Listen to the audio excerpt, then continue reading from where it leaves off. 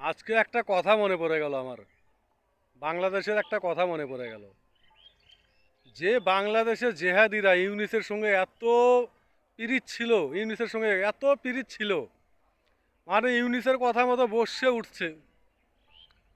ইউনিস যদি বলছে এখানে বসো, ওখানে বসছে। ইউনিস যদি বলে এখানে দাঁড়িয়ে থাকো, তাই তাই করছে কিছু কিছু জেহাদিরা বাংলাদেশি। শেষমেশ কি দেখা গেল, এমন অবস্থা ইউনিসের হলো, বাংলাদেশে যে ইলেকশনটা হলো, ইলেকশনে তো ইউনিস গুহারা হেরে গেল। আর ইউনিস যখন বাংলাদেশ থেকে পালিয়ে যাচ্ছে, তার ট্রলি ব্যাগটা ধরার মতো কেউ আর পাশে থাকলো না। ইউনিস যখন এয়ারপোর্টে যাচ্ছে ট্রলি ব্যাগটা নিয়ে, তার একটা কিছু সমস্যা হয়েছিল, সেই সমস্যাটা দেখার মতো কেউ ছিল না। আর এক সময় ইউনিস যদি বলছে ওকে মেরে আসো, ওকে আগুন দিয়ে পুড়িয়ে দাও, তাই করেছো তোমরা।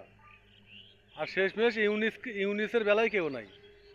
ইউনিসকে যে কেউ সাহায্য করবে বা একটু হেল্প করবে, কেউ ছিল না লাস্টে। তো ইউনুস, তুমি যেখানে থাকো, দেখলে তো তুমি যাদের জন্য অনেক কিছু করেছো, বিদায় বেলায় তোমার পিছনে কেউ ছিল না। বিদায় বেলায় কেউ ছিল না তোমার পিছনে, আর থাকবেও না।